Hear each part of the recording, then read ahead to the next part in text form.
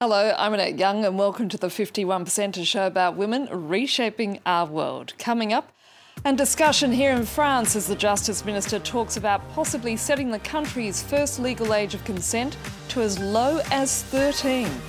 Also, which demographic is set to have the most economic power in the coming decades? Well, it's going to be women aged 50 and over.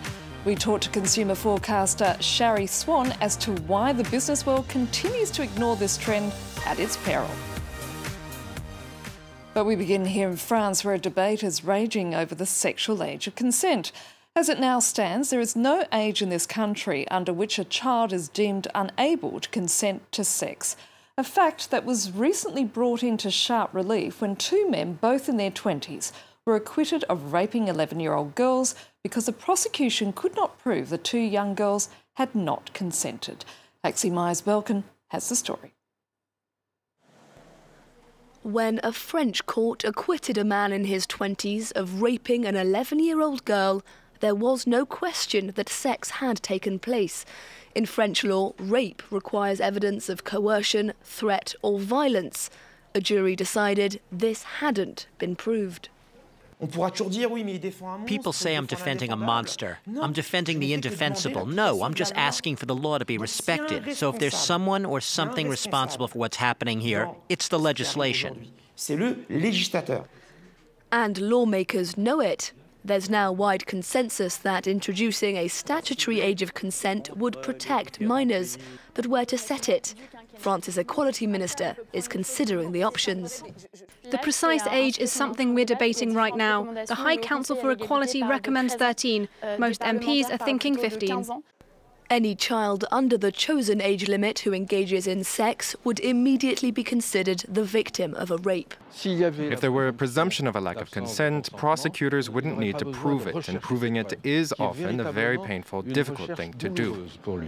Others fear changing the law risks criminalizing consensual sex between young people. Do we want to decide that there are no circumstances in which someone aged 18 or over can have a sexual relationship with someone under 15, if that's the limit that's decided?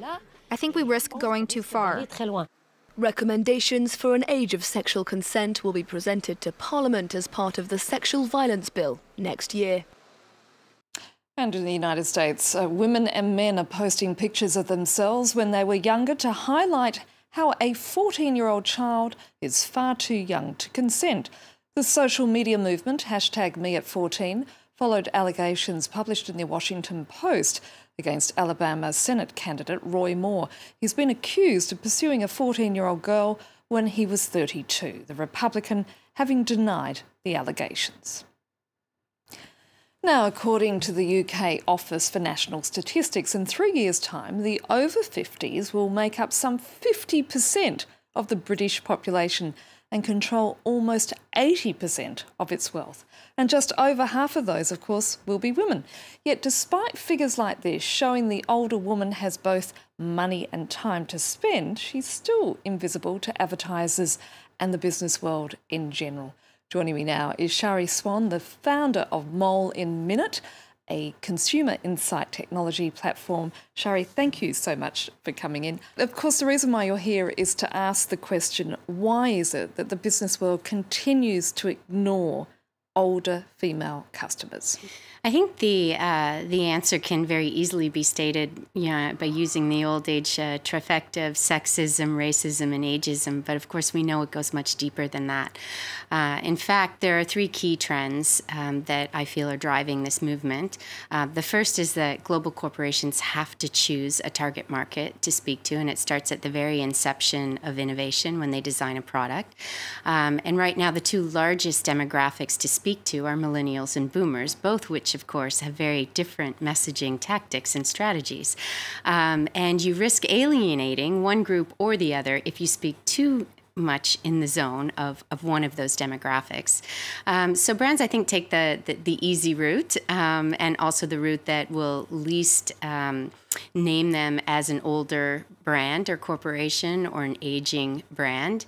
And so I think there's a bit of a trip up which is happening there. I think the second key thing is global leadership and the fact that there are only 32 females in leadership roles at the CEO level in Fortune 500 companies. Add to that and drill down a little deeper into the advertising agency world, and less than 12% are creative directors at the female level. Such a low figure. It's shocking. And so there are certainly no women boomers at the table creating ad copy, I would say, or very few and far between in the advertising world. Yet, despite this, you continually see statistics that the older female customer is becoming a power to be reckoned with. Absolutely. Absolutely. I mean, in fact, she's one of the most, I would say, radical generations to come across history. Why so? Because she represents a 20 trillion spending opportunity for most corporations, and that'll change to 30 trillion in the next 5 years. She was the first generation to go to university, the first generation to introduce dual household income into the market.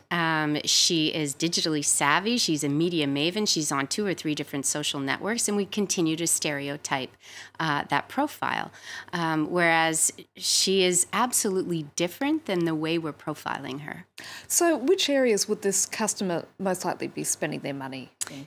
I think at this stage in their life, boomers are looking to downsize or acquire less, I would say, and declutterize their world.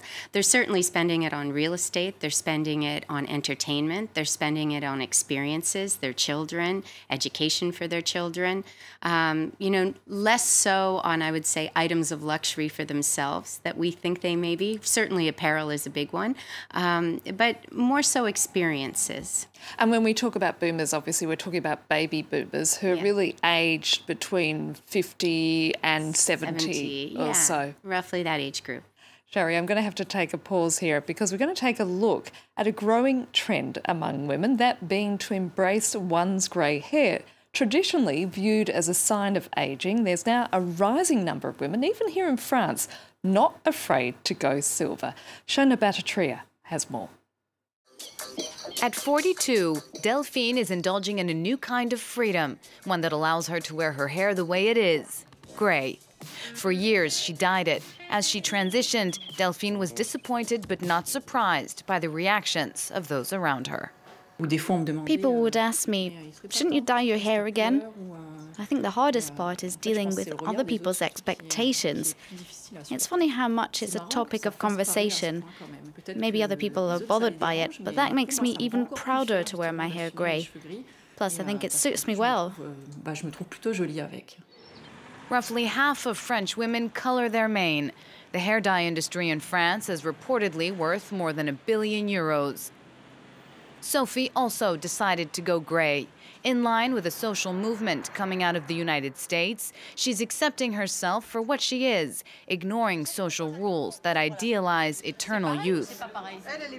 With other girlfriends who've accepted their natural color, Sophie started an informal discussion group.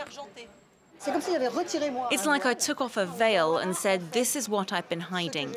Having grey hair makes you feel exposed and humble, and it helps me create bonds with people. I don't know what you see, but I can't show you anymore. I'm naked. In France, as elsewhere, for women, having a youthful appearance and sporting grey strands don't go hand in hand. For some, going natural is a sign that a woman has given up or no longer cares how she looks. This despite the fact that grey hair must also be maintained. But some have embraced the look and still risen to the top. France's most famous silver mane undoubtedly belongs to Christine Lagarde, formerly the economy minister and now the managing director of the International Monetary Fund. Her clothing style, stature, and yes, hairstyle set her apart and make her a role model for women who fear going grey could hurt their image. Now, if only her hair were less of a topic of conversation than her role as one of the most powerful women in the world. And two right there. Yes, when will women no longer be judged by their appearance, but by what they bring to the table? Now, watching that report with me in the studio is consumer forecaster Shari Swan. Shari, according to the Financial Times, sales in the highly competitive anti-aging and facial skincare market have apparently been dipping. So are we starting to see a revolution here like we saw in that report, where women are starting to embrace the features of being an older person? I would say that this decline in sales as it relates to aging products has been afoot for quite some time. Women are living more active, healthier lifestyles. They're intelligent about ingredients and products. And I often use a term called going tharn, which is from the book Watership Down.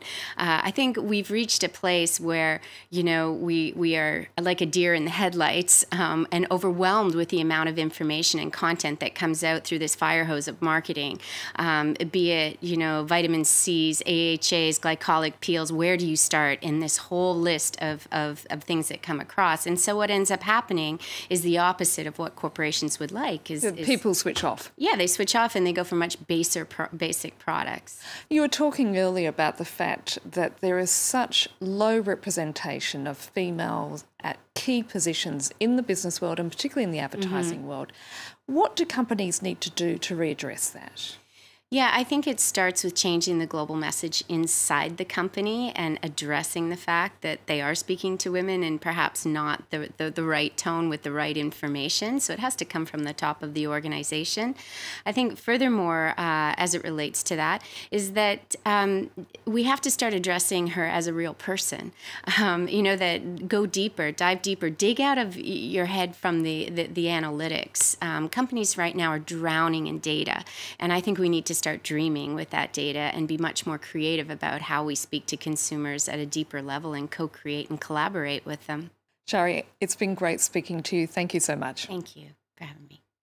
And that's it for now, and you can connect with us via our Facebook page, that's France24.51%, or do send us a tweet at _51%. Thanks for your feedback so far, and yes, please do keep those comments and suggestions rolling in. So until our next show, bye for now.